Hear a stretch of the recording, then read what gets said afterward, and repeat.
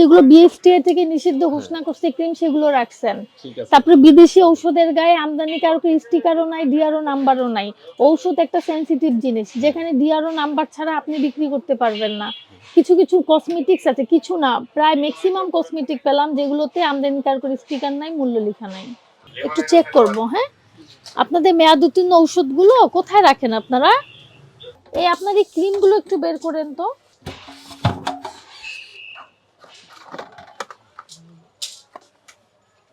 এগুলো কি পাকিস্তানে? না, বাংলাদেশে। বাংলাদেশে? এটা তো দেশীয় না, তাই না? বাইরের না? বাইরে স্টিকার কেন লাগিয়েছেন আপনারা? স্টিকার এটা আসলে কোম্পানি আছে না, কোম্পানি না, নাই দেখিয়া না না, বিষয়টা হচ্ছে যে বিদেশি পণ্যের আমদানিকারকের স্টিকার থাকবে। হ্যাঁ, এই ধরনের মূল্যের স্টিকার থাকবে না। আমদানিকারক নির্ধারণ করবে মূল্যটা, এটা আপনারা জানেন। এই যে যেমন আপনার এই যে চকলেটটা দেখছেন না, এখানে কিন্তু দেখেন, এখানে সবকিছু আমদানিকারকের তথ্য দেওয়া আছে। ঠিক আছে, মূল্যটা দেওয়া আছে না? মূল্য দেওয়া আছে এবং তথ্য দেওয়া আছে। মার্কেটে কোম্পানিতে নাই দেখে আপনি রাখতে পারবেন না। আপনি রাখছেন, এটা অপরাধ। এটা কি থাইল্যান্ডের সাবান? না কোথাকার সাবান এটা? কোথায় ওই একজন অর্ডার দিয়ে গেছিল তো, পরে আনা আনা হয়েছে। আপনি বুঝতে পারতেছেন? এদিকে আসেন। আপনার অনেক প্রোডাক্ট আছে, যেমন এটি কি, কোন দেশের সাবান এটা? এটা মার্কেট থেকে আনা হচ্ছে, কোন দেশে শুধু জানি না আমি। আপনি জানেন না, তাহলে আপনি রাখলেন কেন? অনেকে না, অনেকে আপনার কাছে চেতে পারে, কিন্তু আপনাকে তো সঠিক জিনিস রাখতে হবে। যে জিনিসটা সম্পর্কে আপনি জানেন না সেটা তো রাখতে পারবেন না। আপনাকে বুঝতে হবে বিদেশি পণ্যের আমদানিকারকের স্টিকার ছাড়া আপনি রাখতে পারবেন না। এইখানে দুইটা বিষয় থাকে, একটা হচ্ছে নকল হওয়ার চান্স থাকে, আরেকটা হচ্ছে যে আমদানিকারকের স্টিকার না থাকলে এটা একটা আইনগত অপরাধ, তারা সরকারকে সঠিক ভ্যাট ট্যাক্স দিয়ে আসে না। এই যে দেখেন, এটাতে আছে সুন্দর, ঠিক আছে, এখানে কিন্তু আমদানিকারক এবং সরবরাহকারী এবং তারাই মূল্যটা নির্ধারণ করছে 260 টাকা। এই ধরনের তথ্য থাকলে আপনি প্রোডাক্ট রাখতে পারবেন, আদারওয়াইজ রাখতে পারবেন না। এটা মুভটা ইন্ডিয়ান না? হ্যাঁ, ইন্ডিয়ান। ইন্ডিয়ান হলে আপনার আমদানিকারকের স্টিকার নাই, মুভ কিন্তু নকল হচ্ছে ইদানিং। আপনার ফ্রিজটা কোথায়? এটা তো দেশি ঔষধ না, এটা একটা বিদেশি ঔষধ।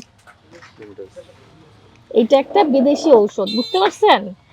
এখানে কি বলা আছে? জার্মানি।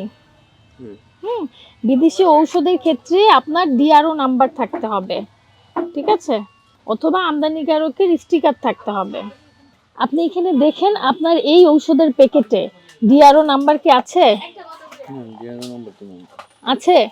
ডিআরও নাম্বার হচ্ছে বাইরের দেশ থেকে কোনো ঔষধ কোম্পানি নিয়ে আসলে ঔষধ প্রশাসন অধিদপ্তর সেটাকে বলে যে হ্যাঁ এটা মানুষের কাছে বিক্রি করা যাবে বলে তারা পরীক্ষা করে তারপরে ডিআরও নাম্বারটা দিয়ে দেয়।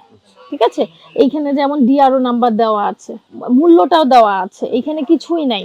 এভাবে আপনি বিদেশি ঔষধ বিক্রি করতে পারবেন না।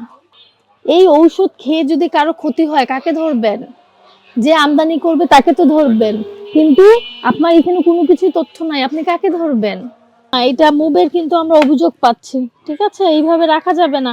আর আপনি এটা কি ধরনের ক্রিম রাখছেন? হ্যাঁ, হাইড্রোকুইনন যুক্ত না, স্কিন শাইন আপনি রাখতে পারবেন না, ঠিক আছে, স্কিন শাইন কিন্তু নিষিদ্ধ, বুঝতে পারছেন? যেগুলো নিষিদ্ধ সেগুলো রাখতে পারবেন না। এই যে আপনি স্কিন শাইন রাখছেন, স্কিন শাইন এগুলো নিষিদ্ধ, বিএসটিআই থেকে এগুলো নিষেধ করা হয়েছে। এখানে যে হাইড্রোকুইনন বা আপনার মার্কারি যেটা আছে সেটা সহনীয় মাত্রা না, যেটা ত্বকের ক্যান্সার তৈরি করার জন্যই যথেষ্ট, মানুষের অনেক ক্ষতি হবে, এগুলো বিক্রি করতে পারবেন না। আপনি বুঝতে পারছেন বড় ভুলগুলো কি কি? যেগুলো বিএসটিআই থেকে নিষিদ্ধ ঘোষণা করছে ক্রিম সেগুলো রাখছেন। তারপরে বিদেশি ঔষধের গায়ে আমদানিকারকের স্টিকারও নাই, ডিআরও নাম্বারও নাই। ঔষধ একটা সেনসিটিভ জিনিস, যেখানে ডিআরও নাম্বার ছাড়া আপনি বিক্রি করতে পারবেন না। কিছু কিছু কসমেটিক্স আছে, কিছু না, প্রায় ম্যাক্সিমাম কসমেটিক পেলাম যেগুলোতে আমদানিকারকের স্টিকার নাই, মূল্য লেখা নাই। এখানে কি বলছে? ভেজাল পণ্য ঔষধ বিক্রি 3 বছরের কারাদণ্ড 2 লক্ষ টাকা জরিমানার বিধান আছে, ঠিক আছে। আরেকটা বলছে হচ্ছে প্রতিশ্রুত পণ্য বা সেবা যথাযথভাবে বিক্রয় বা সরবরাহ না করা, 1 বছরের কারাদণ্ড 50,000 টাকা জরিমানার বিধান রয়েছে, 20,000 টাকা জরিমানা করছে।